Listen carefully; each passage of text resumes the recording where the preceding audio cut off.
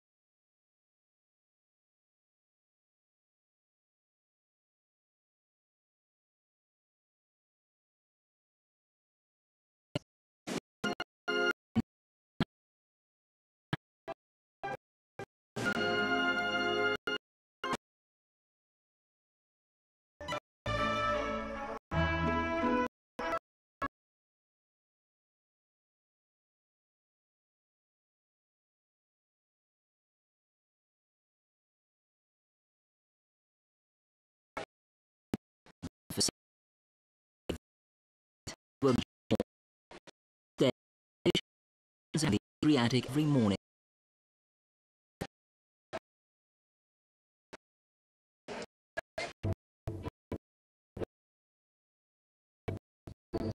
Facade palace.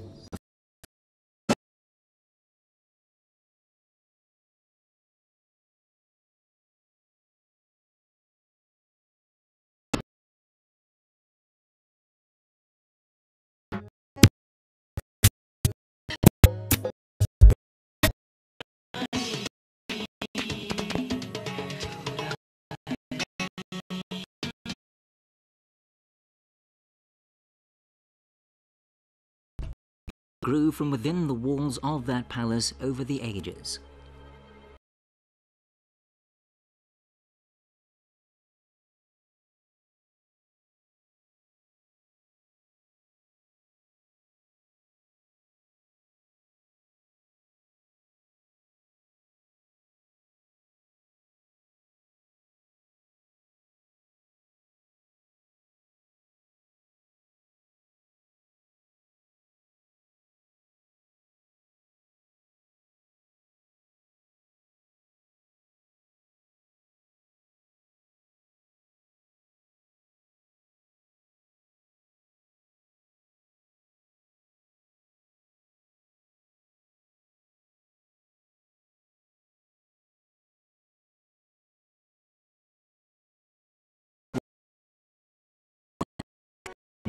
Of a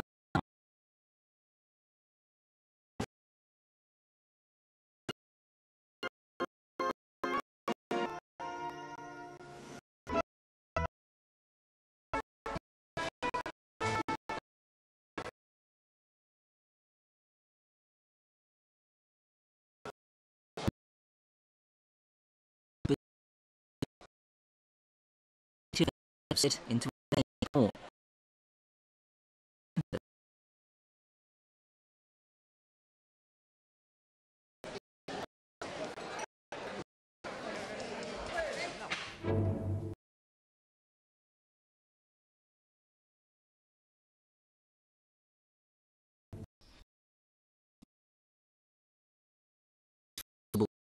Ruins. In the niches above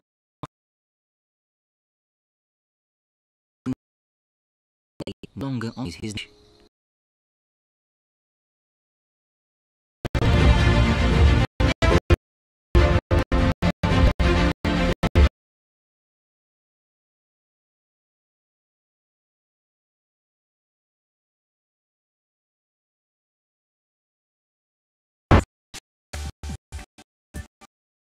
And in the days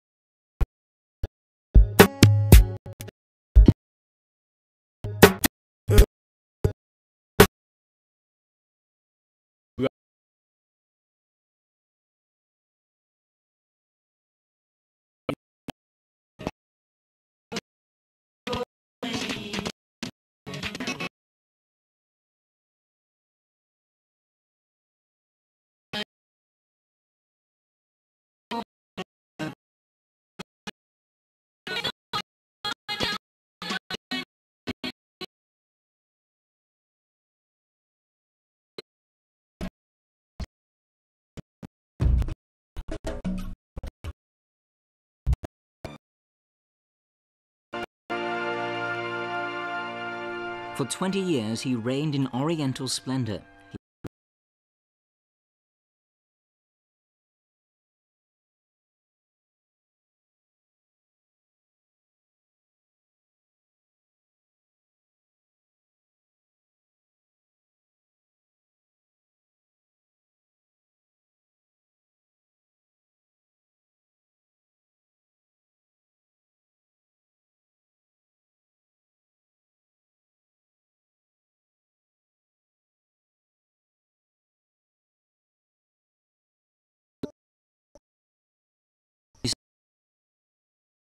Areas open to the skies. Here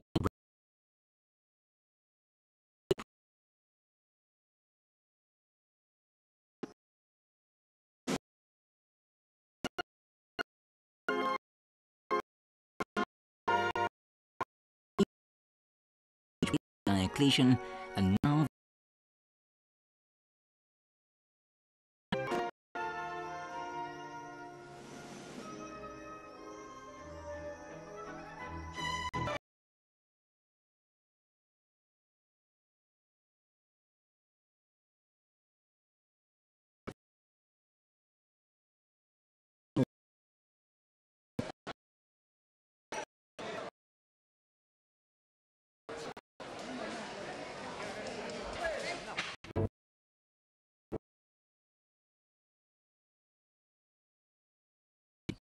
long seen even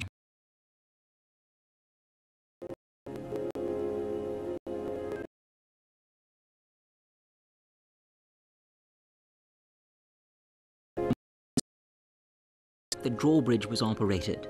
Later, entrusted with his levy.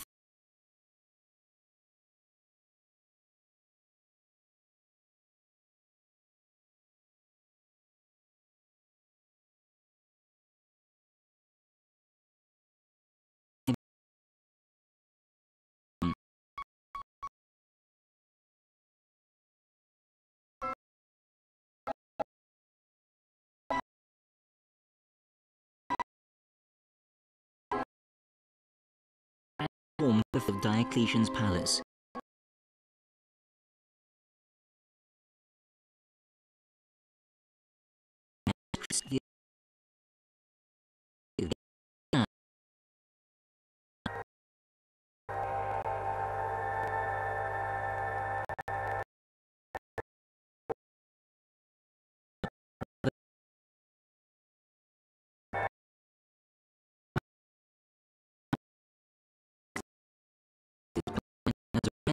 Well,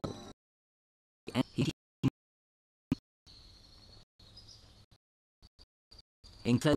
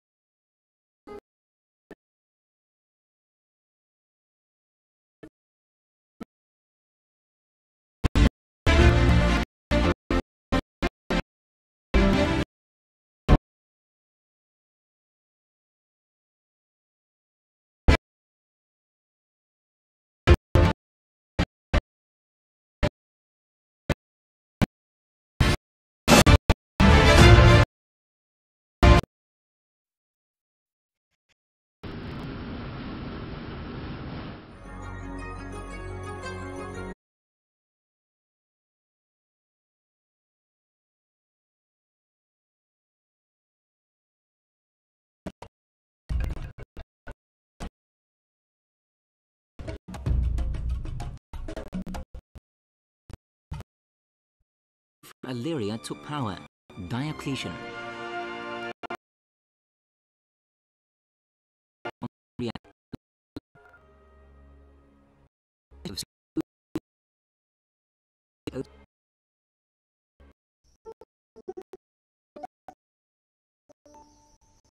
Parry style.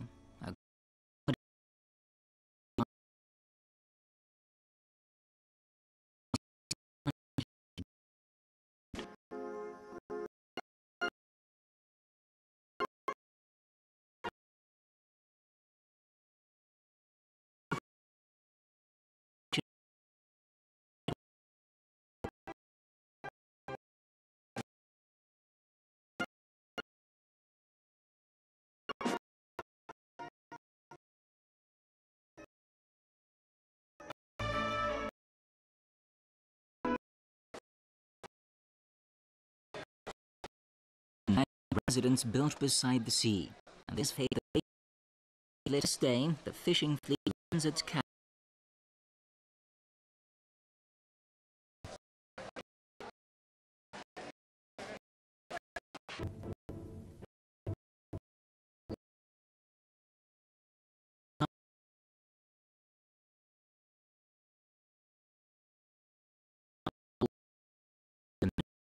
Rent these walls and rooms to have been has since been toppled. Even Jupiter, the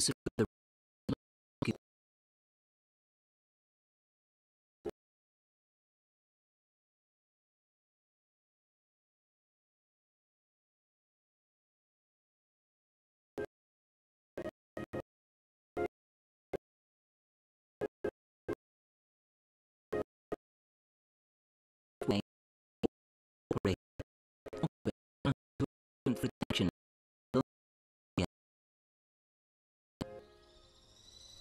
The residents died.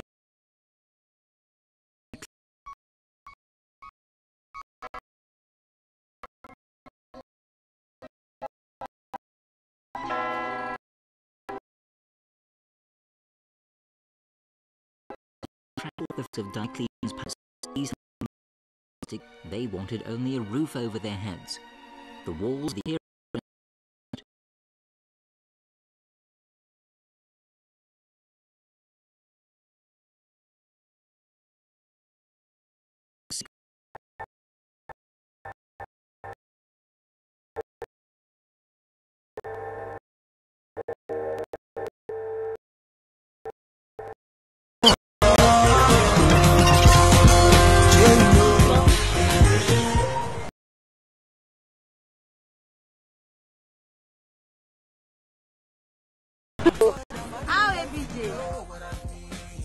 Abuja now.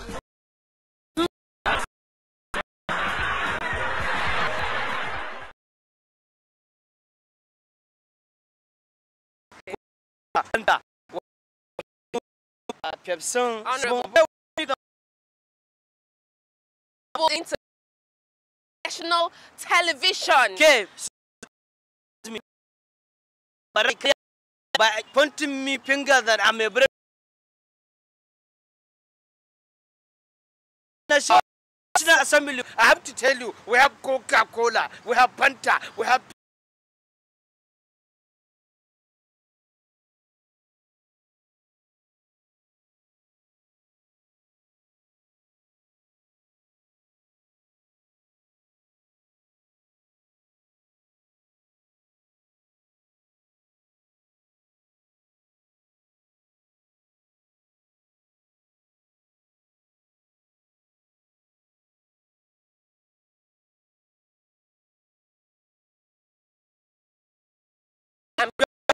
Melo maker. Shut down. Cut what? If you cut. Who is your father? Who is my father? Oh, you are crying so that they say I'm molesting you. You want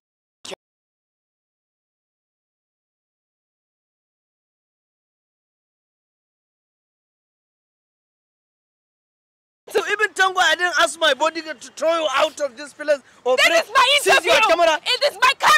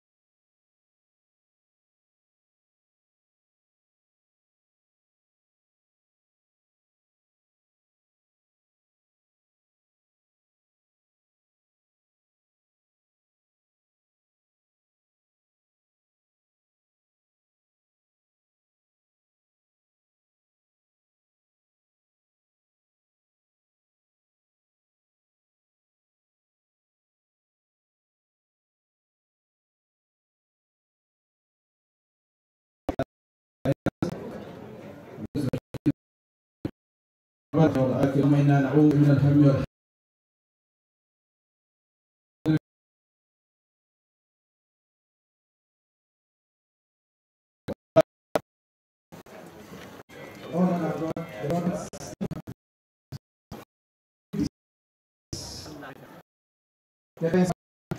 To help young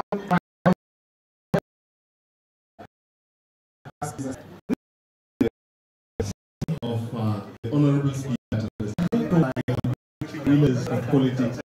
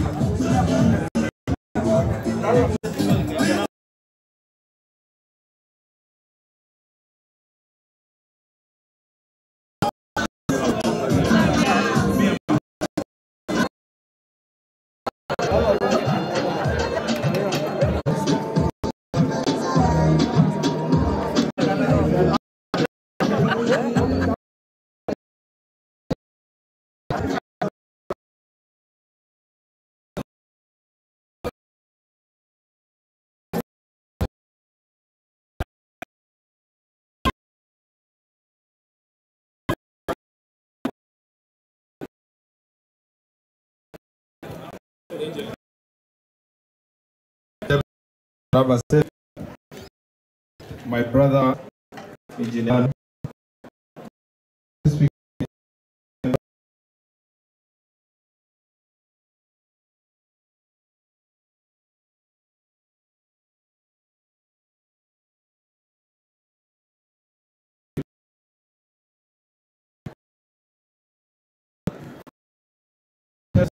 Taraba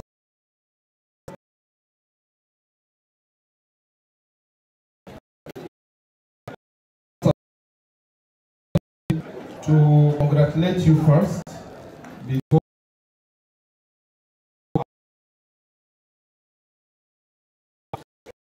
and also this opportunity to challenge people who are in public office to take up political steps and responsibility. So difficult, very tight schedule, responsibility as parents in their home.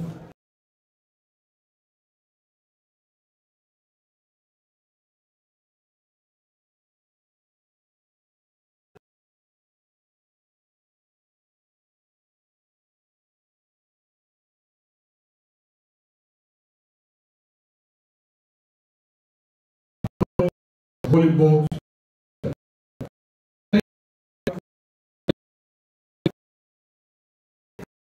God is concerned.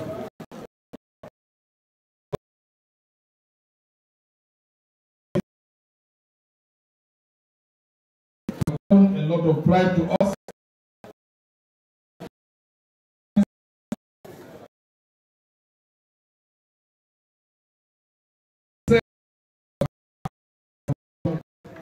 What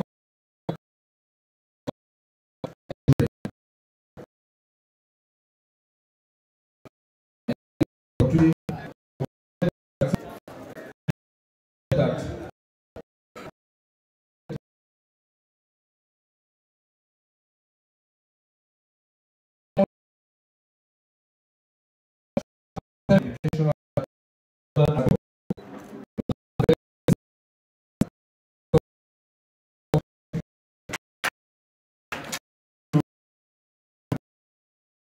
let's give a round of applause. What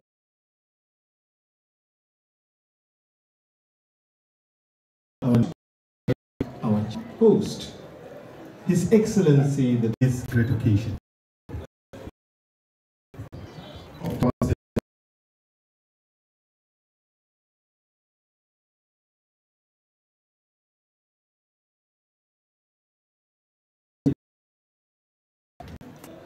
The member representing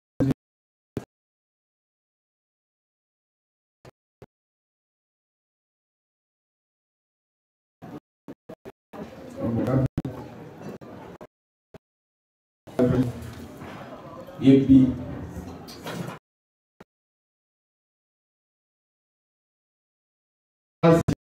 Special Assistant, Permanent Secretaries, the Ulamasi President,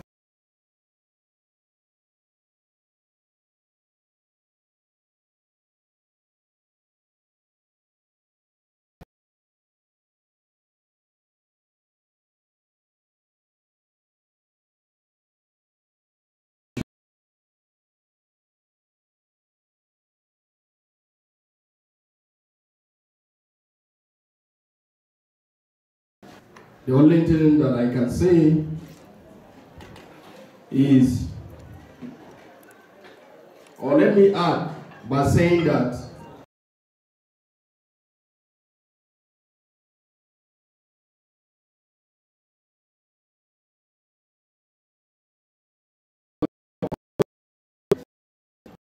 no way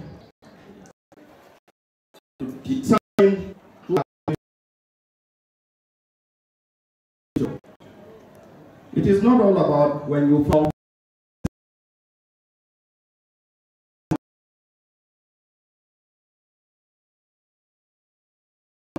As parents, that they can play.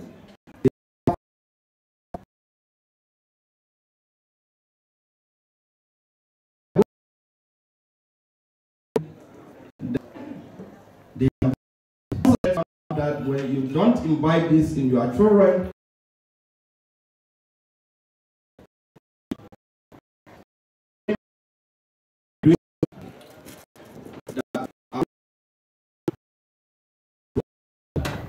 this kind of pit.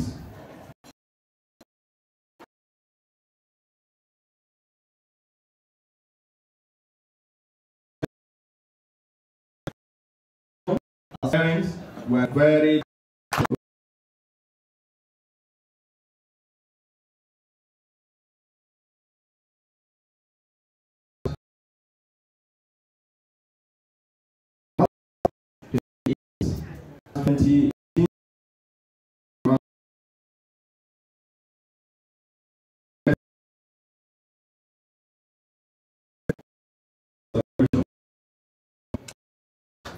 celebration was the celebration was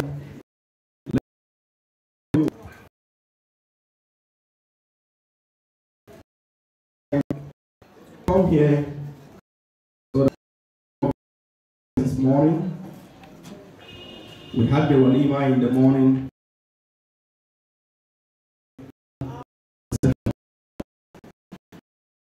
Other places. On behalf of the Manu family,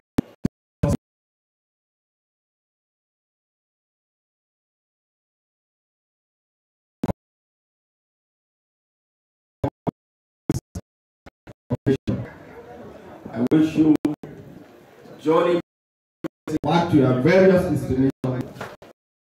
And finally, sit down. Let me thank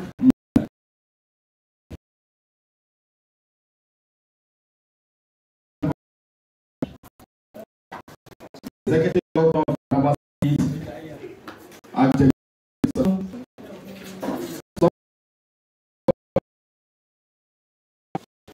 it's possible to happen. So we thank his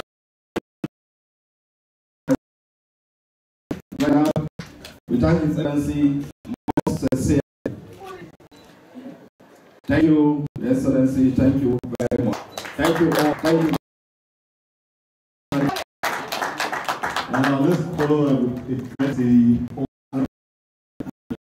welcome to this occasion. May we all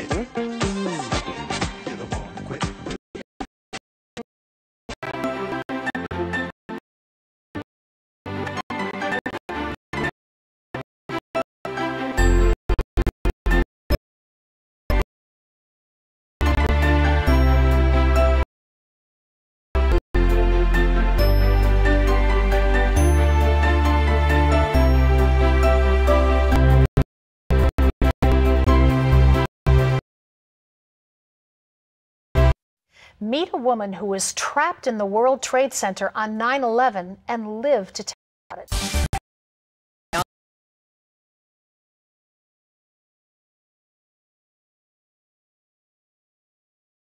To New York City to find out how people are coping living at Ground Zero. And this little church became the hands and feet. The world crumbled around it. Plus, she was one of the last people to escape from the Twin Towers.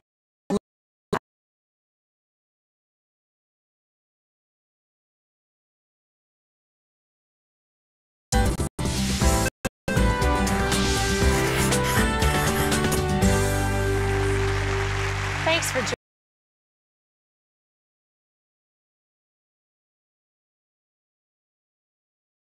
Yes, ma'am. 9/11 changed the way we see forever. But 5 years later, we went to Ground Zero to hear from people that we've all seen the pictures. And the cops coming up, there were hundreds of them climbing up, and we all said, "God be with you." And we remember the faces. September 11. While we take, we're also asking questions of ourselves, like what have we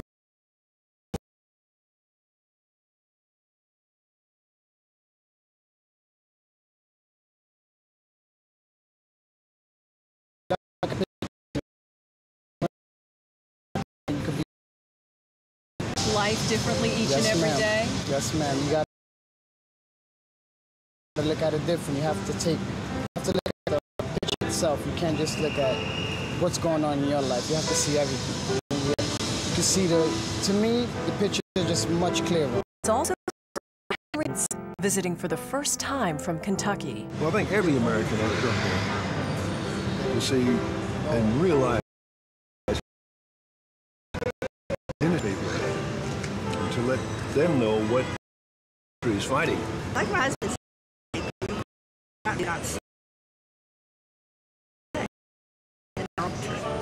it's a big shock, you know.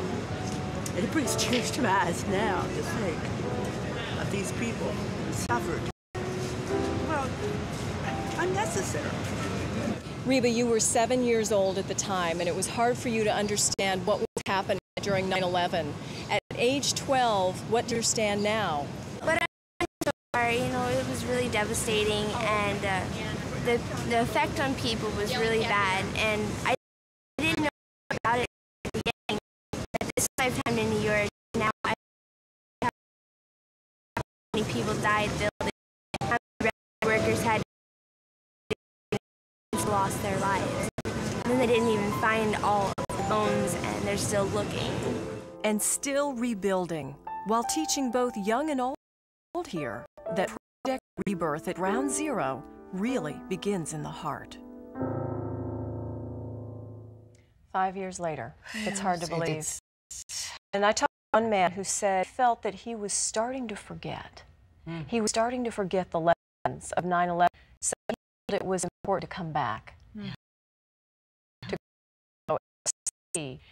Everyone should go. Everyone should go to Ground Zero at some just to remember all these lessons. It's amazing, isn't it? On the heels of something so huge that we can't forget so quickly. I mean, I think that's why I see one generation coming behind a generation that's paid an incredible price. And certainly understand how people cope too. Is that that coping mechanism is to try to put it behind. Get it normal again. But it's never going to be normal. So, I mean, I think I appreciate New York so much more every day, and the people who live there, and, you know, the intestinal fortitude to just keep pushing and keep going. But I don't think New York is ever about it. I think maybe people around us might, and I can see why, but in New York, they do that. Well, up next, what began as a normal day at the office turned into a national tragedy. We'll give an account of what really happened inside the Twin Towers. Stay with us.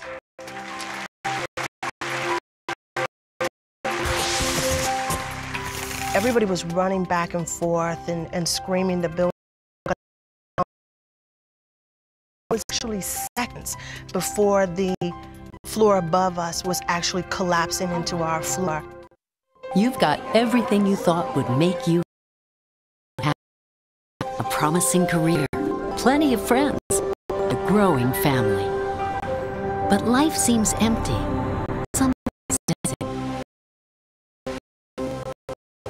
only God can bring real meaning to life. True happiness comes from knowing. Discover how God can change your life. Watch the 700. Healing, hope, restoration. Amazing stories of real people like you trying over tragedy. Watch Turning Point now and be inspired to reach your turning point. It really ministers to the soul of man, and as a pastor you benefit because people learn how to cope with issues probably you don't even deal with in your sermons. It's not reality TV, it's real life TV.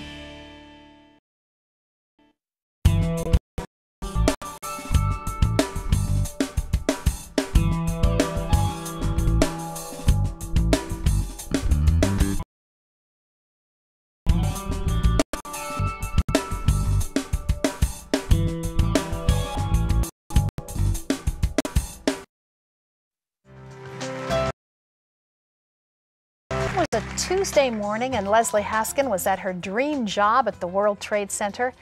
And then the unthinkable happened. She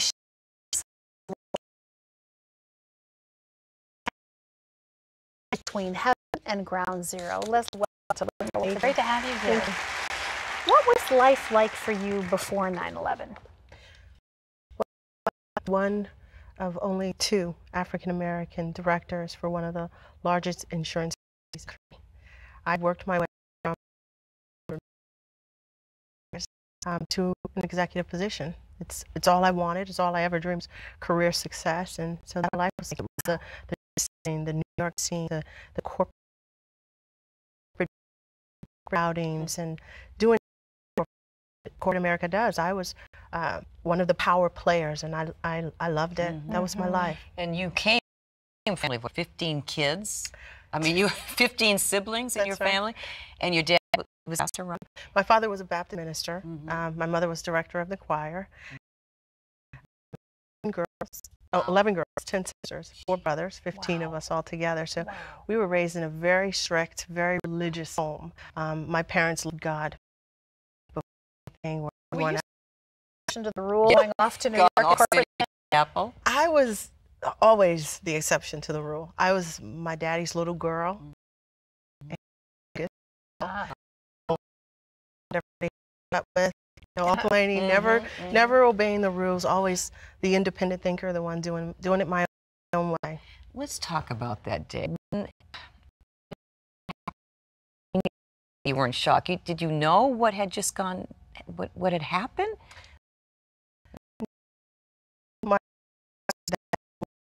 Large corner on 36. Our offices were on the 36th and 7th floor. I was that morning, annoyed that I had to go to work that morning because it was such a beautiful morning. And I remember wanting to take the day off and go to the park or just do anything but be in the office. And I went to the office that morning annoyed that I had to go, annoyed that there was a problem with one of our major insureds and that we had to fix that day or else. So I got a little bit around what to do and went over to my assistant's desk, and my reputation have much patience. So she knew that my coming, let's get to the point. So I went over to her desk with my attitude and asked her what was going on, and massive explosion. And it's hard to describe except to say it felt like it was things on top of us, it was around us, it was underneath us. It was hard to tell where at that moment. Nothing. Shock? Nothing. It was, I think, if to see something, what was that? I mean, it was just awe struck everybody. I mean, you knew what was going on.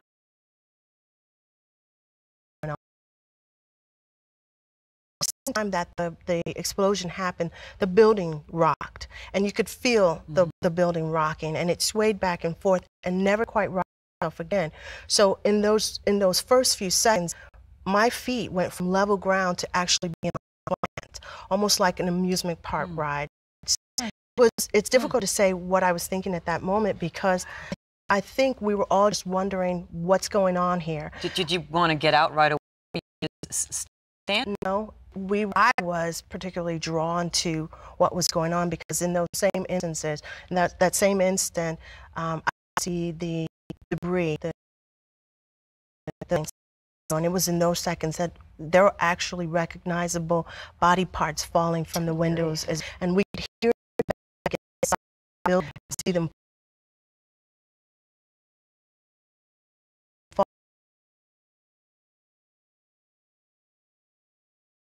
What exactly is going on? And it was that moment that I went into shock. At what point did you say, I have got to get out of here? I never made a conscious decision to leave. Everybody just followed the crowd. Everybody was running back and forth and screaming, the building's going to come down. It was actually above us, actually collapsing into our floor. I saw footage of the plane going into the building, and I saw footage of the building after the plane struck, and I don't recognize that. It doesn't look real to me. It doesn't look like what happened on the inside. It's completely different. From the inside, there's this building being whole and still coming out. This building is still standing. From the inside, that building was crumbling from the moment the plane hit. I mean, floors were collapsing, cable wires were everywhere. Here, the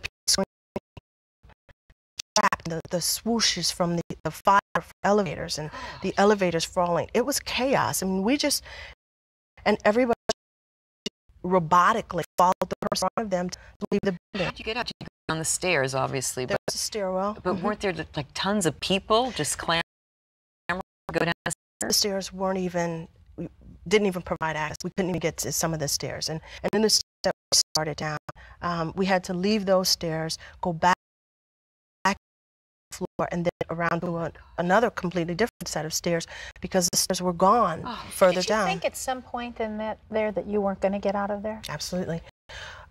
Somewhere around, I don't know, I guess it was the 9th or 10th floor. I'm really not sure. But by the time the second plane hit, and we may not have been down that far, but by the time the second plane hit, the building, the doors that we were exiting from, we couldn't get out. Stood there and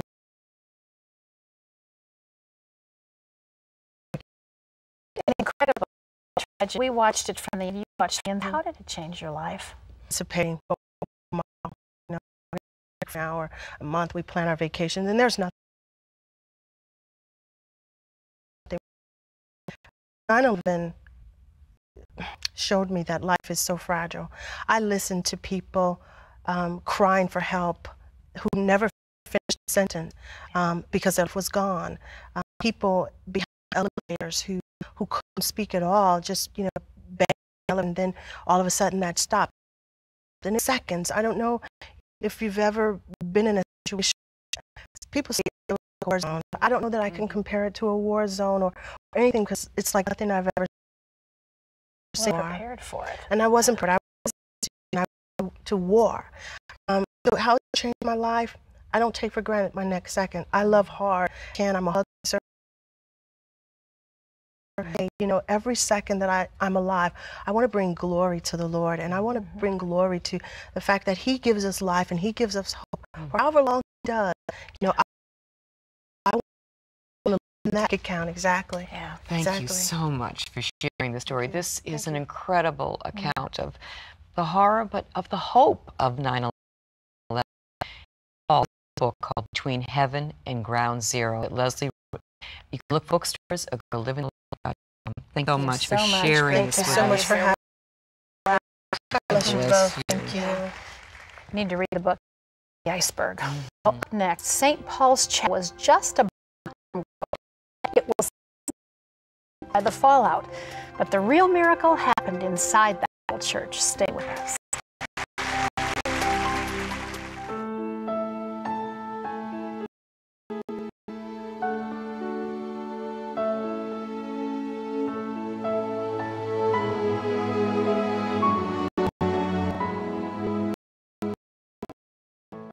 When Jachi was 2, we were playing games with him and I called his name loudly several times. But he did nothing. So I took him to the hospital where I confirmed our greatest fear. Jiaqi was deaf. I worried so much about his future.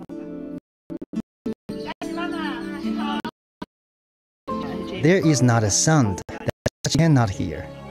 Now he can express himself very well. These are the things you make when you partner with Sen. Thousands of new lives because you care enough to give. To those of you who recently pledged to join the 700, thank you. It will make a massive difference in so many lives, because when we all come together to help, miracles happen. Everything will happen. From a career, plenty of friends, and growing family. Life seems empty. Something's missing. Only God can bring real meaning to life. True happiness comes from knowing Him.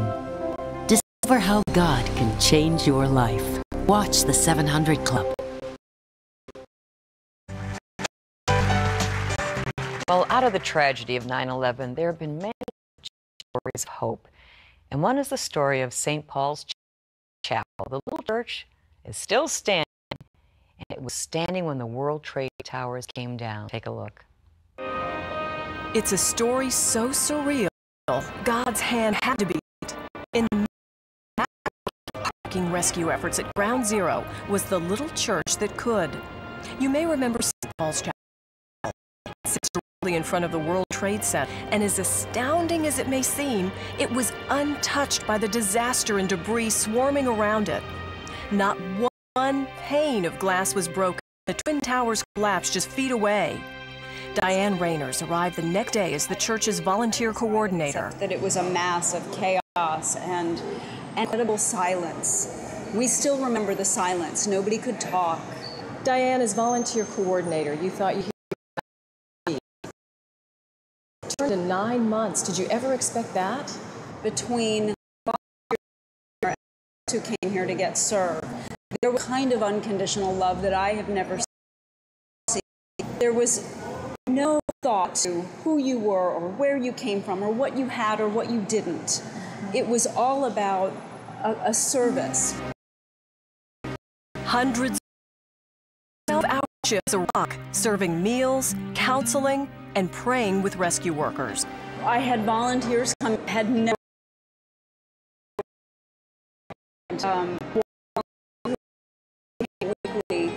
finally at our last day said, I am actually it was in a small miracle, but for him it was huge. Healing hearts and minds. They thought chiropractors to massage therapists, podiatrists to musicians.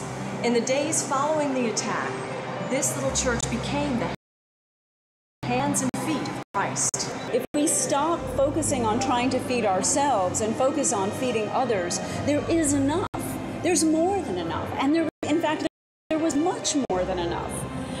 When we would run out of something, it would just appear just as we needed it. Whether somebody went out and got it, whether it just walked in the door, whether it arrived. So you're saying one person can make a difference, whether it's a kind word or offering a cup of water. Oh, whether it's a child, a letter of thanks, or a glass of water, you know, giving out that paper cup. Every single thing makes a difference. Say the little church that could became the little church that stood for Jesus in the most unimaginable circumstances. They believed God was not in the action of the terrorists and spreading fear and hate, but God was in the room that day and the days to follow, continuing today, countering, loving, and the hope of a new start. It is about rebuilding, and we can rebuild. I think that's true, and I think we can rebuild the world.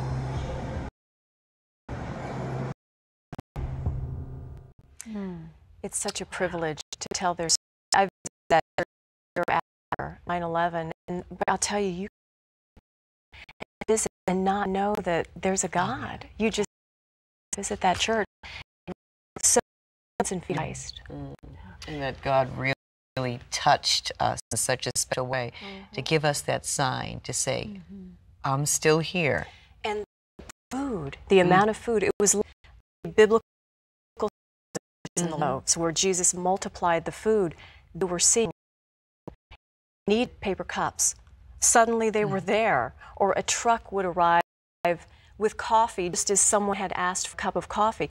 It was amazing, and there was more than enough. You saw the overflowing boxes. I just remember the devastation of the area afterwards. What a haven it must have been to come into a place like that to get a cup of water or a cup of coffee and look into the eye of someone who was a fellow American and who cared. Yes, and they served so many meals, thousands of meals each and every day, 2,000 to 3,000. Well, coming up, if you have a heart for the military, we're going to tell you about a special DVD you can register to win, so stay with us. We'll be right back. Healing, hope, restoration. Amazing stories of who have triumphed tragedy. Watch and be inspired to reach your turning point.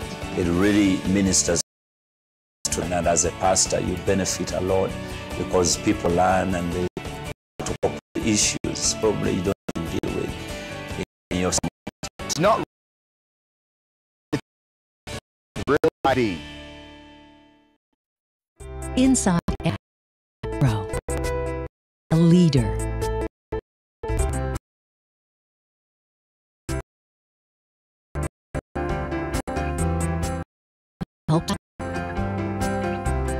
Who does the right thing, who dreams of what they can be, but they still need our help. What should I do? What should I say? How should I feel? That provides moral and spiritual truths through situations children can relate to, teaching God's Word to the children you love. Join the Superbook DVD Club and receive Superbook's newest episodes as they're available, plus 2 copies to share with others. Get Superbook and watch the miracles from our past. You know what it's like. It affects everything and everyone in our lives. It's always there, weighing us down from giving true happiness. But do you know God intended for us to be trapped in the past? You can be free of it. Learn how God's forgiveness leads to changed lives and new beginnings.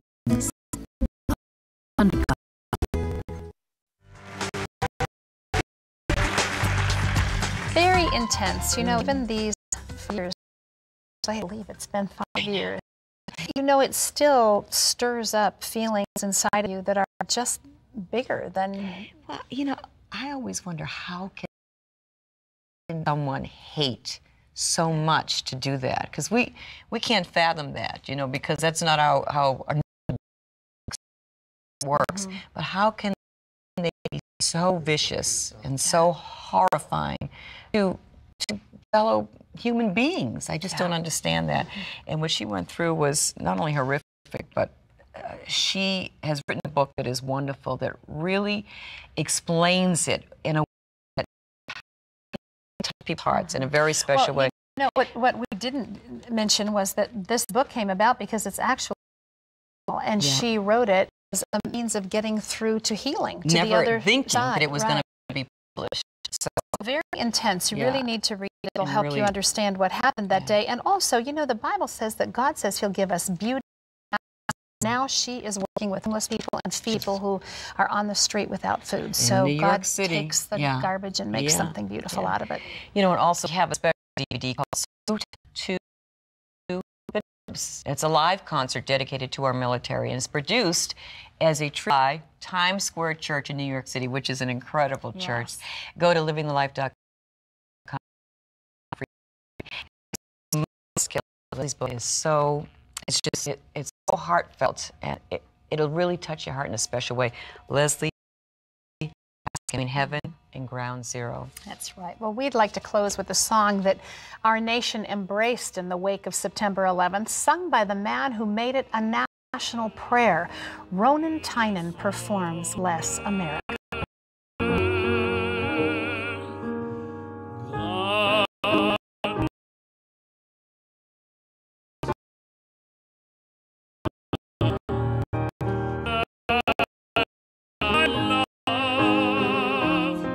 Stand beside my through the night with a light from above, from the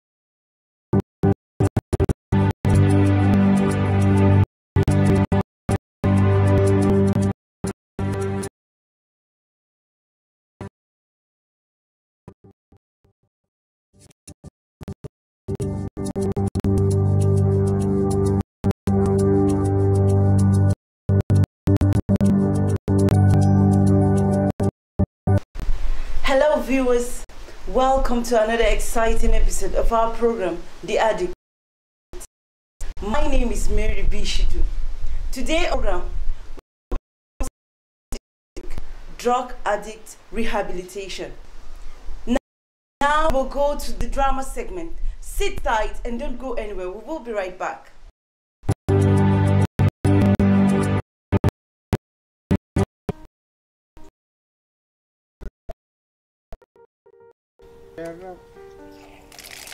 Yes. Don't put, then they will can go. Who is there?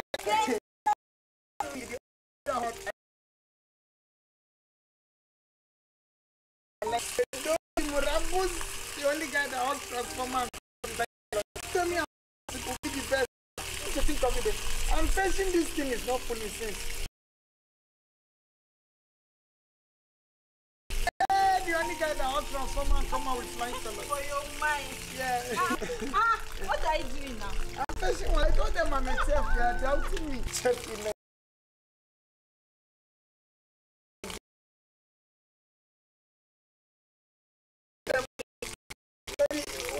When economic crisis of the country because even everything we do, can you imagine even the water is down, economy is down. Yes. So this is really affecting you.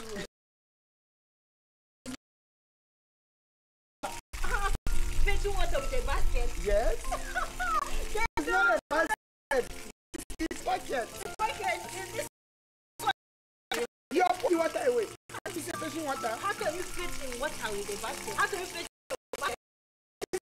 This is the bucket. The bucket is only affected because of 19. Yes, now. I actually thought it was a bucket. You know, maybe it was a bucket, but because of the economic meltdown, it meltdown into a bucket. Yes, it is me, the only guy that owns the transformer. Let's go and take what you are cooking. Please buy for a bucket. This one is a basket. No problem, you can go. Thank you. Just leave it. You are bucket. This one is a basket.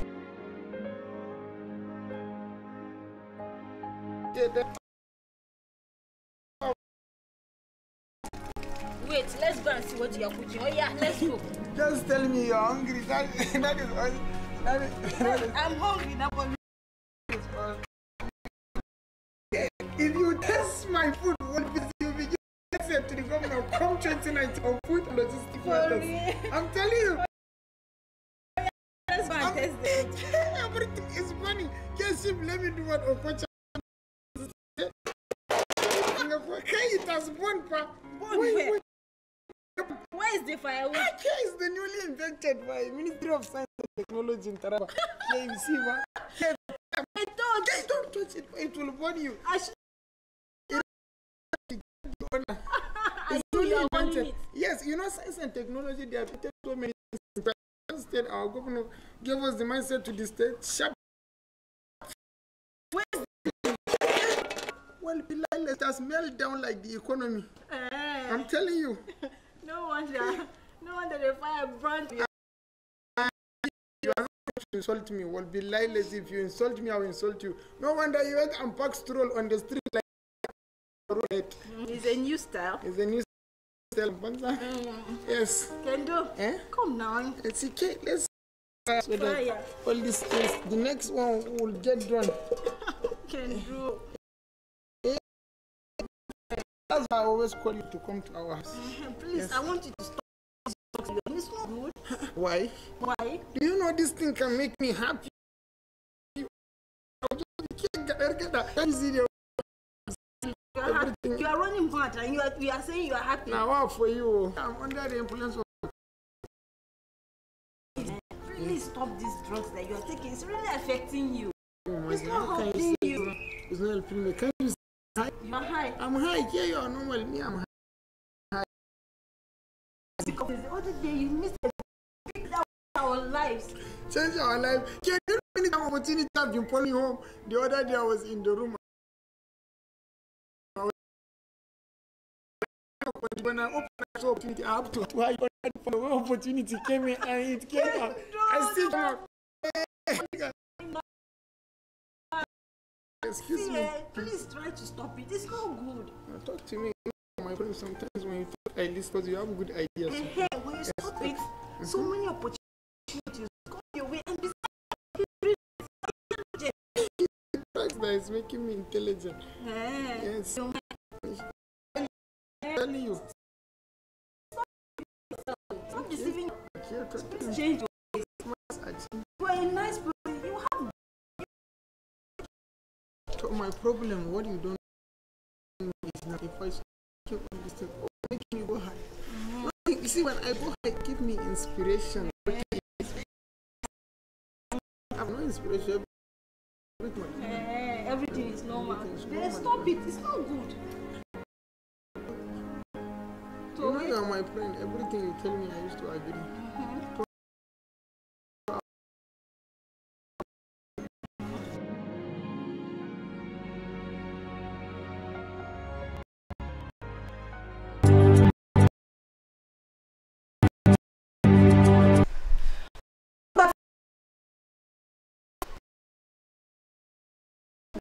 Two things about the drama. Take you to our interview segment. Sit and don't go anywhere. We will be right back.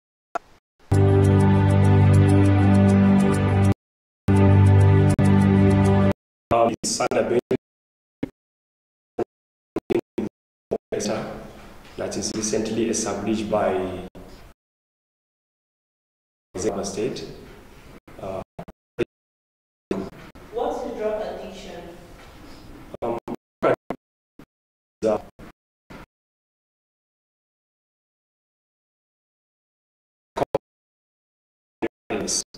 That is characterized by compulsive, at times uncontrolled desire to use drugs.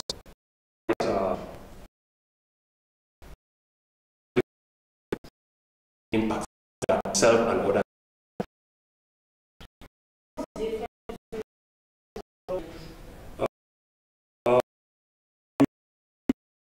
Is a category where, but they are not having fully depending on that. There's no answer on that.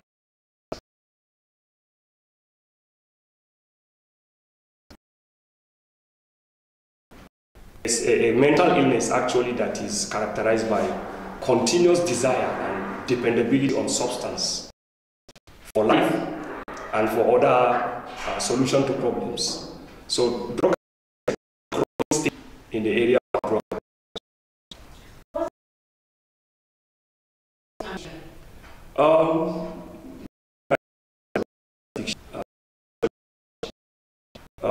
It affects an individual financially because drugs that you can purchase with money, and they are usually expensive, and the desire to take them all the time will make you to have a lot of spendings on something. People in terms of their relationship with their parents, for the youths, it also affects people that are married. You discover that the family is having a lot of challenges cannot be fixed in the family socially. And spiritually, people get connected with the Creator. Religious obligation are affected. Your relationship with people are affected. And then you can, if you are given appointment, you don't seem to respond positively on issues, and you don't respond. You just have a dependency on drugs and all these drugs, and actually it affects many aspects. Also lead to drug addiction.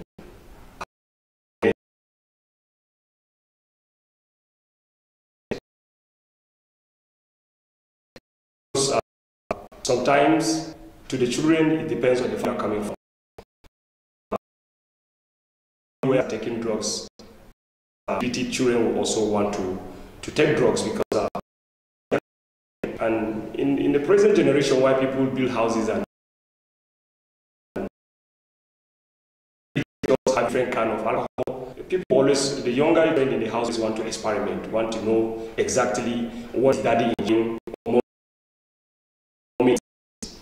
And the other factors are school, the society, with friends. And those influencing people that are not taking it. Sometimes because I want to suppress feeling of anger, sometimes feeling of stress. Others want to just escape from the daily problems of the life that we live. So they just decide to go to drugs or salvation. Say. Other factors that lead to drug abuse are our cultural beliefs and the kind of culture we have. Hard to go to a wedding where there's no drugs nowadays. Alcohol is usually the best thing to take there because it is part of their culture. So drugs because they want to feel high, others take it because they want to walk extra, and usually older women in the villages, you discover that during the harvest period, people usually take drugs. So they have to work on their farms and be a very short period of time. Many factors, as drug doesn't respect age, size, and all other factors. Yeah, it has many factors.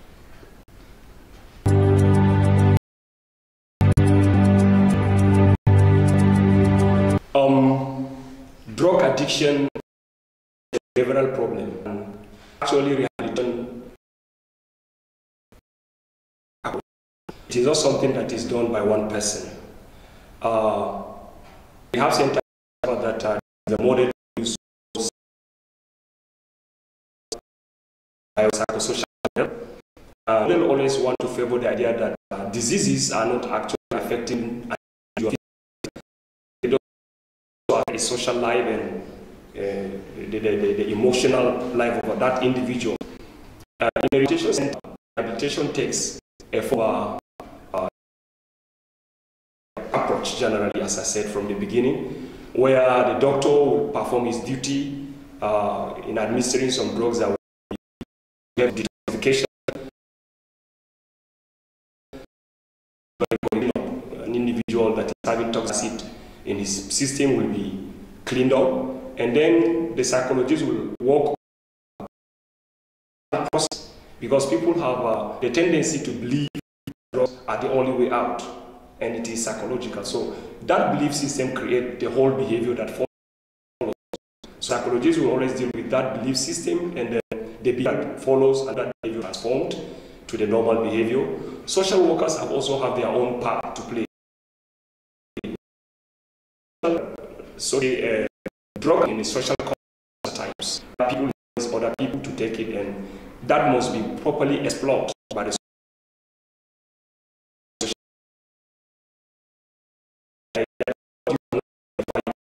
so individual that comes have to pass through series of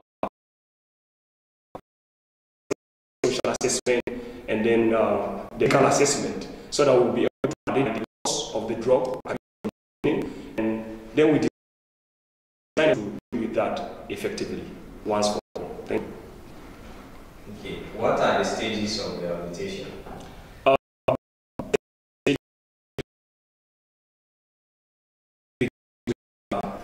The assessment, there's going to be clinical assessment. We have what we call toxicology tests, an individual takes, what kind of drug that the person is abusing. Usually, toxicology in case in where what kind of drugs actually is he abusing, and then from there, there's going to be treatment plan drawn from that understanding. And we have logical pass through. It's going to be self-esteem assessment. There's going to be assertiveness skills testing, and there's we are going to administer, so that we'll be able to know which individual when he gets to the rape center. And after that, we deal with his social skills. The social skills that are affected. Deal with his and other factors that we discover from the assessment. At the level of what we call reintegration, when the person is actually stable, we really the significant individuals that are will be called up. Then we try to address some challenges we discover with the families and the environment outside. Then after that, there is what we call, you know, individual hospital. There is going back to the normal drug use. So from that time, usually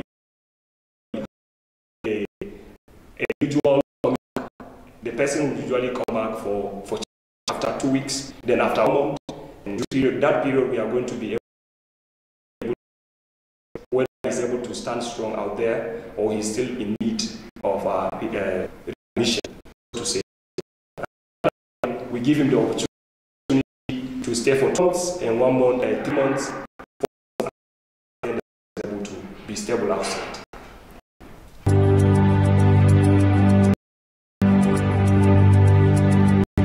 Is there a stage where one beyond addiction? As I said from the beginning, there's mostly an individual goal that cannot. What we usually have is the commitment of that individual, and it is capitally intense. It's a business that is involving so many things. Usually the challenges we have is the commitment. Different individuals that will help the person that is having the problem. Sometimes finance in time of support. But drug abuse is not biological, it is a social thing. We are not born with drug abuse, so we have the power, everybody is having the power to overcome it and go back to his normal life. But usually, if you are not open, an individual is actually finding it difficult to fight his denial. That's a challenging factor, and you see him coming back to the hospital like those who have malaria. You see somebody coming back to hospital all the time. But he's actually allowing himself to be exposed to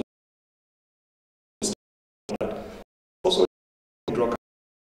When you tackle it once for a while, and once, and you take a stand and figure you have a likely tendency to again. Yeah. Okay. What is a rehabilitation center? A rehabilitation center is a place where people have to take into themselves, be able to discover something. Because usually if somebody is into drugs, he needs to lose contact with reality. You seem to be having a narrow point of reference to every problem.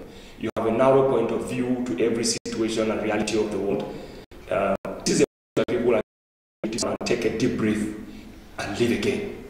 To have a new view of reality and to be able to do those that you've done in the past that are really you, and to be able to at the end of the day you leave this place without any, but in specific those who are only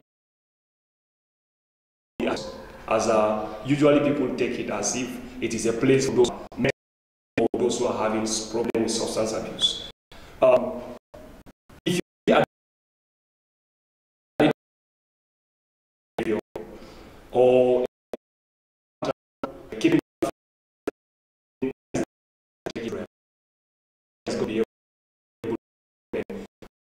exactly what are the points you can be able to start the journey of treating him, not leaving him till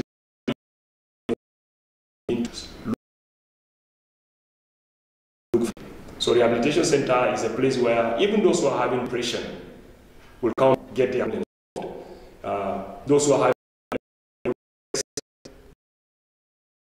is a management company, you can come and we'll be able to fix it. So it's not something that is really dealing with those who are abusing, those who are addicts, so to say, but psychologically you will come over and we'll fix it together. Okay. On your final note, what advice do you give on drug abuse and addiction? Final note on drug abuse and addiction. I want everybody to know that drug abuse doesn't select people based on their status or based on their religion or even their political affiliation. kind of weekend who sweep all over the society, generation, people, those who don't even have work, everybody is involved. And it is only that some people can escape it. So my call to the police is that we should campaign on this thing seriously. The way we are campaigning for politics, for somebody to be a governor, for strength and resources to fighting this evil in our society. I think it is good because the major is you start using it, the changes, your changes, and your ability to realize that you are making a lot of mistakes is not. So I think the government will have been investing heavily on the campaign on the issue of drugs. Individuals will also be able to help themselves social skills that you will be able to manage and indulge in sports and all that. And the churches and religious organizations like the mosques and the church, we have a lot of things to do because this is affecting our generation. The next generation is really going to have a lot of lives. And then to the parent at home, in whatever situation, be able to find time and tell them the effect of these things. If you build your house and you have a you should be able to have 1 minute lesson for your children to know that the drugs you keep in the bar, that it is good for you. Yeah, you should be able to tell them. Social media also have a lot of things. Because everybody is into social media. We can actually use that time to educate people about this problem. You read in, it is actually a kind of a very big work, and it is going to spend. You are going to spend a lot of time to get rid of it.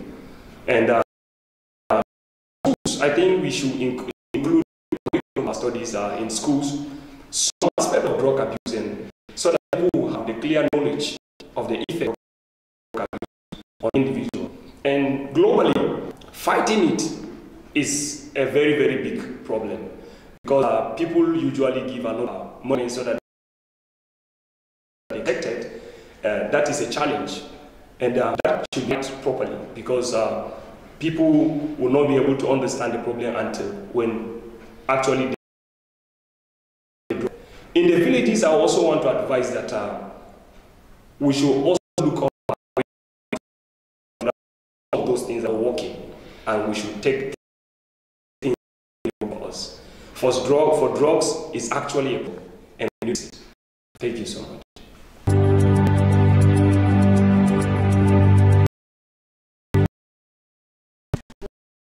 Our interview segment. This wraps up the program. I remain Mary B. Shitu. See you next week, same time, same station. Bye-bye. Eventually get hooked. So the thing is to steer clear of substances.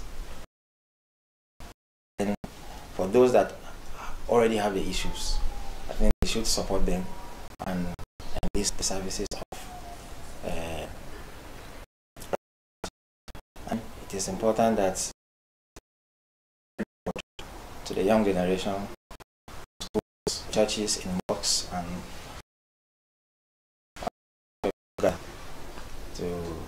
because it is better you prevent. It is one place that prevention is actually better than cure. So you have to do to that no one or very few people go down that way. I have personal blog and that I write regularly on health-related issues. The address is I speak to people. I respond to people that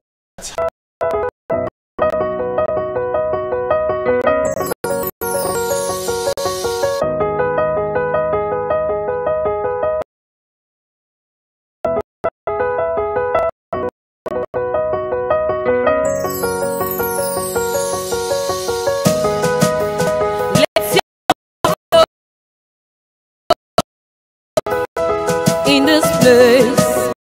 Let your healing come.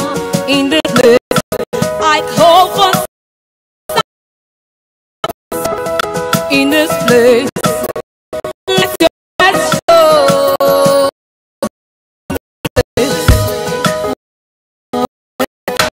Anointing fall on me. Your mercy will I see. Just like the days when power was the sea, your power remains the same.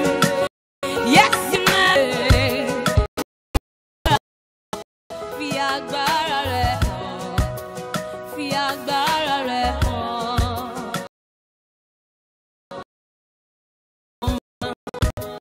Fi agbára rẹ̀ hàn. Fi agbára rẹ̀ hàn. Fi agbára rẹ̀ hàn. Oh, your man, I worship you. Alágbàwí mi o. I adore Jehovah. Èdùmàrè, you, agbanilágbàfọ̀ ọba. Your covenant is so. Yes, you never change. Anointing on me. Your glory will I see. Oh, oh, oh. Just like when your power remains the same.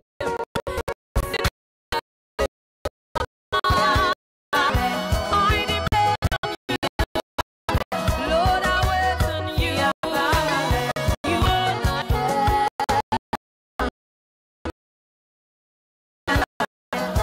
my Lord, my provider, my only desire. Alpha and Omega, yeah. Emmanuel, my protector. You only my sign and wonder.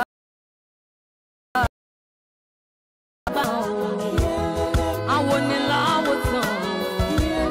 Well, I so far.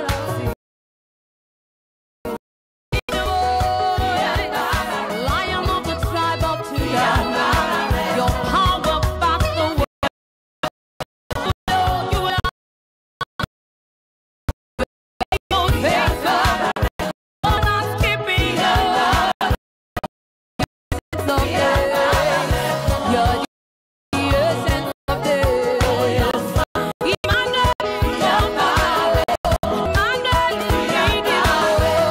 Emmanuel, my brother.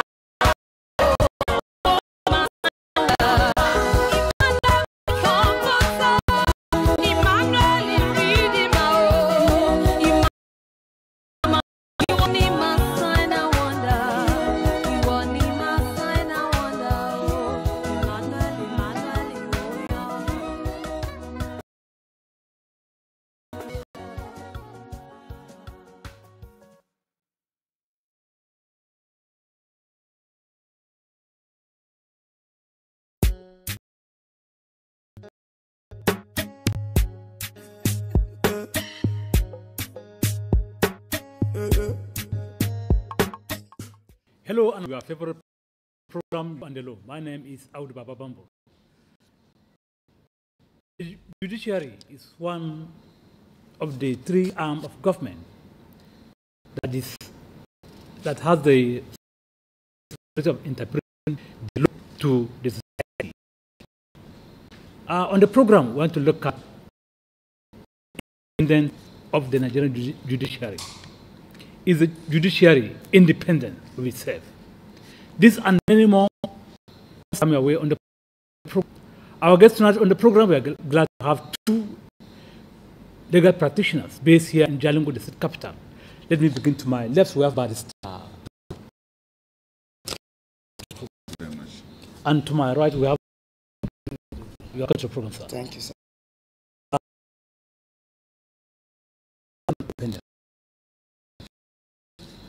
Everybody's clamor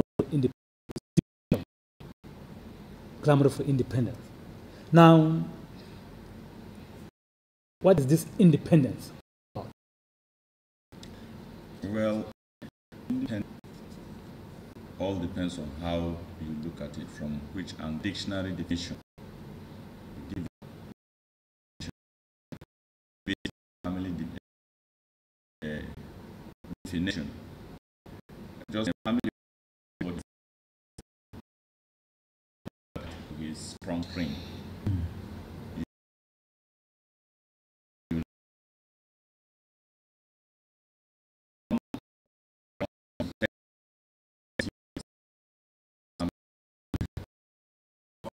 Here is the judicial interpretation to what independence is. Yes. Independence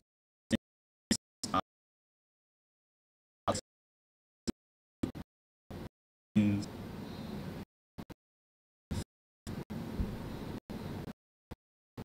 your own.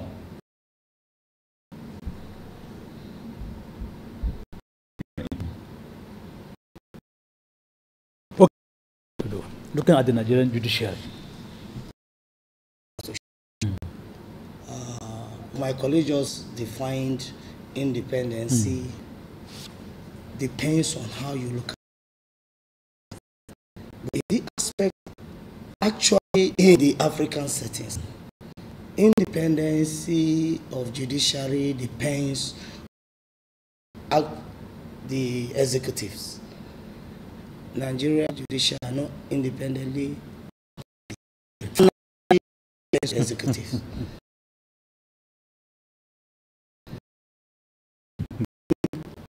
Yes. They are independent on their own. And yeah, in this aspect, why do I say so? When you look at England settings, on their own. That you see, if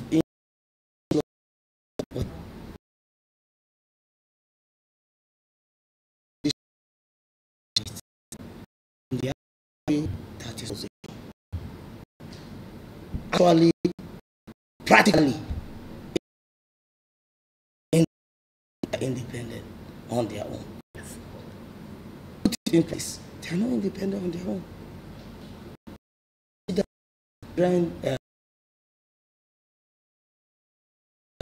Judiciary, they are independent on their own because financially they are not independent on their own. Okay. They depend on the executives. That is why you see at times what you are expecting there is. Well, thank you. Finally, the judiciary.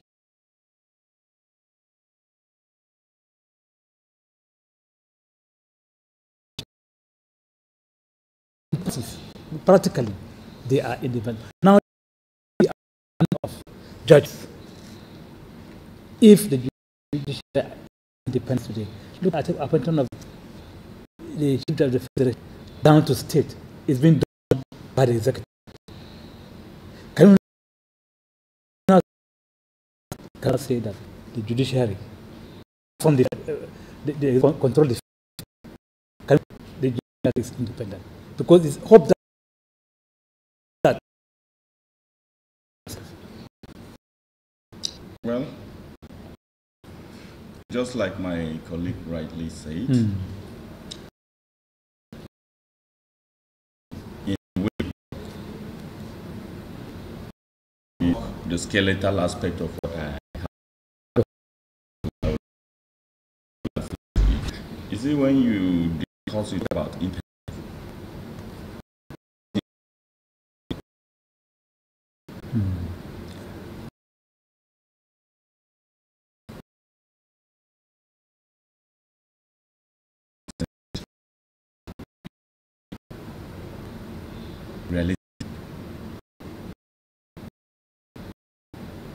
you look at the independence of judiciary,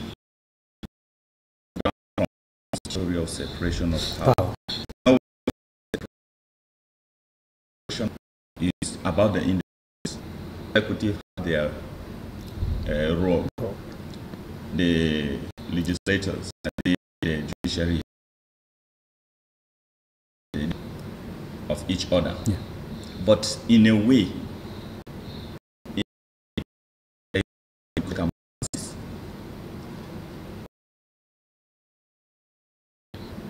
legislators, apart from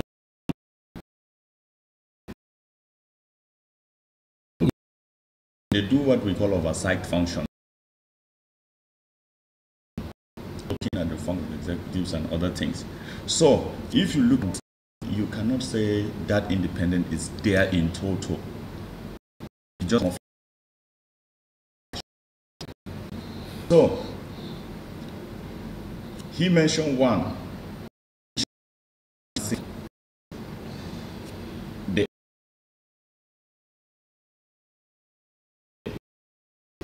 Is robbing the judiciary of that independence. You mentioned another one, that issue of appointment. They are not limited to this.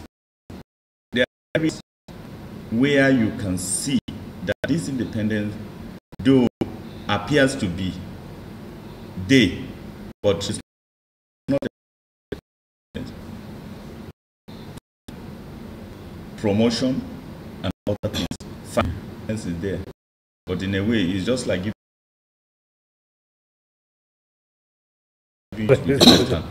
so it's not total. That's my understanding. Okay, Barsa, do you have any contrary view with him? Actually, I said in issue of independence, the advanced definition. Yes. But we are talking about capacity of government. Yes, in reality, judiciary are independent on. Yes, there is a procedure. It's a normal procedure that the Constitution has spelled out there by the President, Senate. Then in the appointment is done by the governor, the assembly. In this aspect, the judiciary are independent on their own because they are bodies. But